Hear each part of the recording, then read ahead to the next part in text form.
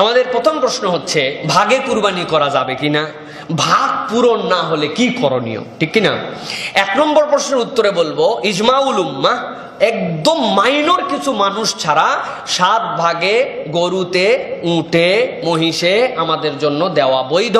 7 ভাগে কুরবানি করবেন পরিবারের পক্ষ থেকে, ব্যক্তিগত পক্ষ থেকে, নিজের বাড়িতে, সফরে যেখানে থাকেন আপনার জন্য 7 ভাগে কুরবানি করা বৈধ এবং হালাল। এটা আপনি 7টা নামে আপনি একটা পশুর থেকে কুরবানি করতে পারবেন। দ্বিতীয় প্রশ্ন হচ্ছে যে যদি 7 ভাগ পূরণ না হয়, আমাদের দেশে একটা রেওয়াজ আছে, হুজুর আমরা 3 জন মিলে দিচ্ছি, 4 জন মিলে 4 ভাগ, আরেকটা তো হয় না। আমি শুনছি 1 লাগে, 3 লাগে, 5 লাগে, 7 লাগে। আছে এরকম কথা? এরকম কথার সাথে শরীয়তে ইসলামের কোনো অস্তিত্ব নাই।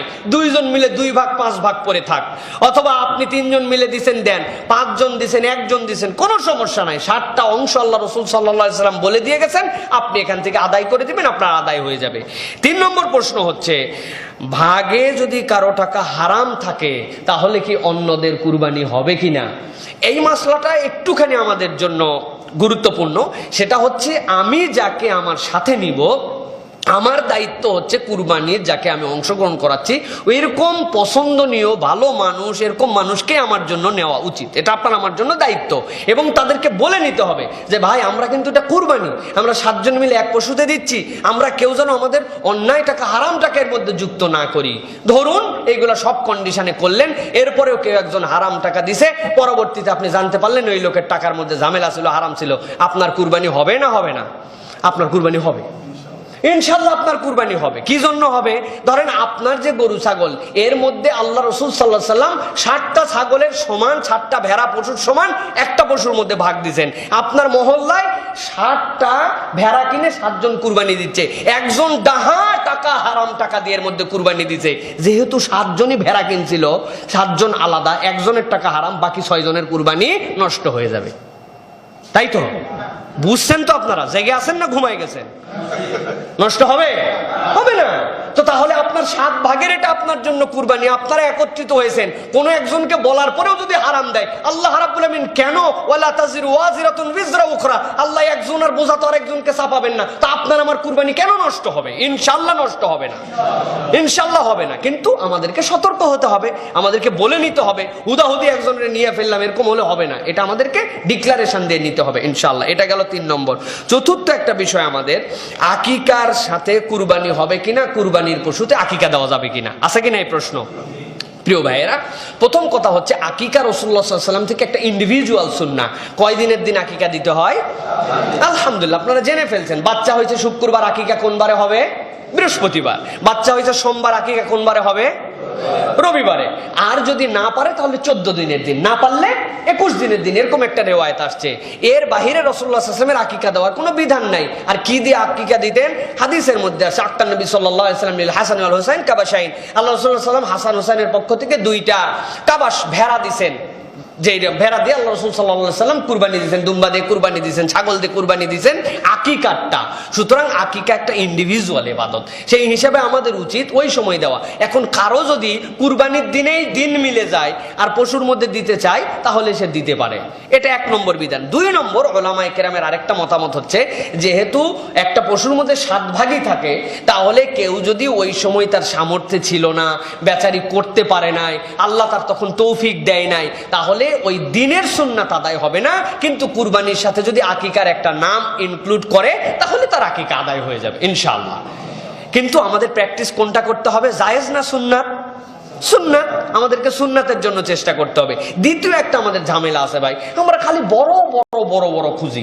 আপনার যতটুকু আল্লাহ সামর্থ্য দিছে, 5-6 হাজার টাকাও একটা ছাগল পাওয়া যায়, এ তো লোক দেখানোর কারবার নাই। আল্লাহ রসুলের একটা সুন্নাত, বাচ্চা কাচ্চার জন্য কল্যাণ আল্লাহ রসুল বলেছেন, আপনি এটা আদায় করে দিলেন, তাহলেই তো হয়ে যায়। আল্লাহ রাব্বুল আমিন তৌফিক দান করুক। তারপরেও কেউ যদি আকিকা কুরবানির সাথে দেন আদায় হবে ইনশাআল্লাহ। তবে এটা সাহাবায়ে কেরামদের প্র্যাকটিস ছিল না, জায়েজ কিন্তু সুন্নাত নয়। এরপরের প্রশ্ন হচ্ছে স্বামী দিলে কি স্ত্রীর কুরবানি আদায় হয়ে যাবে কিনা?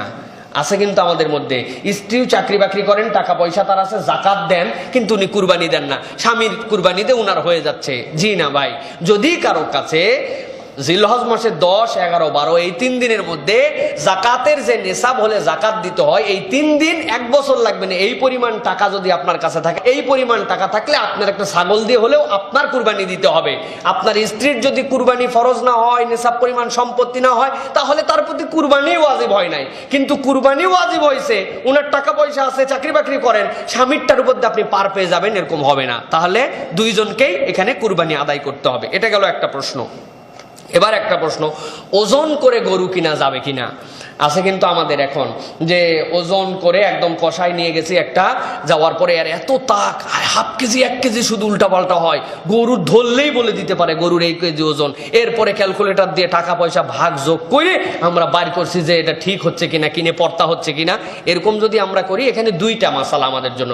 একটা হচ্ছে কেউ যদি না ঠকার জন্য চিন্তা ভাবনা করে কেনার জন্য, সে যেন উপযুক্ত দামে উপযুক্ত পশু কিনে, এই জন্য যদি এই ক্যালকুলেশন করে, জায়েজ আছে, জায়েজ আছে এটা, যে সে কি জন্য করতেছে, সে যেন ঠকে না যায়, তার হালাল টাকার ইনকাম, সেই জিনিসটা কিনতে যায় কেউ যেন ধোকা তাকে না দেয়, এই জন্য হিসাব করে যদি কিনে তাহলে তার জন্য জায়েজ। কিন্তু নিয়তটা যদি এরকম হয় যে যেহেতু কিনতেছি, আর গোস্ত কতটুকু হবে, কম বেশি হবে কিনা, গোস্ত আমার খাওয়া লাগবে, গোস্ত দিয়ে আমার পর্তা করা লাগবে, মানে আপনি নিজেই বুঝবেন যে আপনার নিয়ত কি ওই মাপার।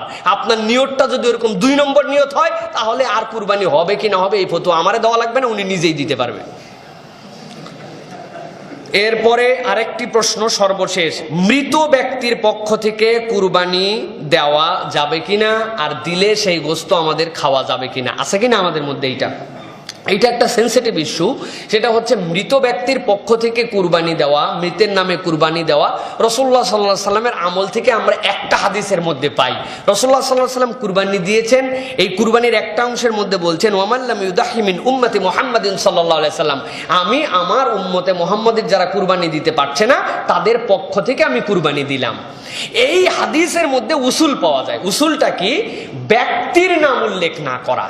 আপনি আপনার পশু কুরবানি দিচ্ছেন, পশু কুরবানিতে আপনি আপনার পক্ষ দিচ্ছেন, আপনার স্ত্রীর পক্ষ থেকে আল্লাহর দেওয়া সম্পদ দিয়ে আল্লাহর জন্য দিচ্ছেন, আপনি আপনার পরিবারের সকলকে শামিল করবেন। আল্লাহ রাসূল যেরকম একদম সামগ্রিক শামিল করছেন, আল্লাহ এইটা কোনো ইন্ডিভিজুয়াল ব্যক্তির নামে না, আমার দাদা, তার দাদা, আমার বংশ, আমার স্ত্রীর বংশ, আমাদের পরিবারের যারাই মৃত হয়ে গেছেন সকলের পক্ষ থেকে আমি কুরবানি দিলাম, এর একটা সওয়াব তাদের আমলনামায় পৌঁছায় দিও। সুবহানাল্লাহি ওয়া বিহামদিহি।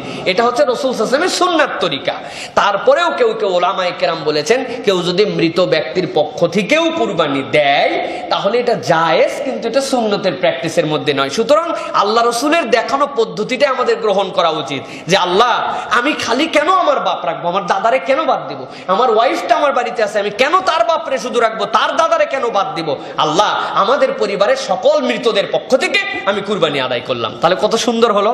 তার মানে বোঝা যাচ্ছে যে আমি মৃত ব্যক্তিদের পক্ষ থেকেও কুরবানি আদায় করতে পারি, কিন্তু সুন্নাত তরিকাটা এইটা, এইভাবে যদি আমরা করি সেটা আমাদের জন্য সর্বোত্তম হবে। জি হ্যাঁ, একসাথেই দেওয়া যাবে, একটার মধ্যেই এইটা পুরোটা, একটা অংশের মধ্যেই পুরোটা যাবে। এইটা সর্বশেষ একটা কথা বলে শেষ করে দিব। আমাদের মধ্যে একটা জিনিস আছে যে এই মৃতর পক্ষ থেকে দিলে আমরা কি এই গোশত খেতে পারবো কিনা। ভাই, গোশত পুরাটা খাওয়ার জন্য মুসলমানরা কুরবানি দেয় না, আপনাকে কিছু অংশ হাদিয়া করতেই হবে। যখন আপনি কেবল একটা ইন্ডিভিজুয়াল মৃতর পক্ষ থেকে আপনি কুরবানি দিচ্ছেন, আল্লাহ তৌফিক দিছে, কিন্তু তাহলে ওই মৃতর অংশ তো তিনিও খেতে পারলেন না, তার পরিবারও খেতে পারলো না, আপনি পুরাটা খাবেন কোন মনে করে। এই জন্যই তো আল্লাহ রাসূল সাল্লাল্লাহু আলাইহি ওয়াসাল্লামের টেকনিকে যদি আমরা আসি সবচেয়ে ভালো, যে আল্লাহ আমার পরিবারের সকলের পক্ষ থেকে কিছু তো আমরা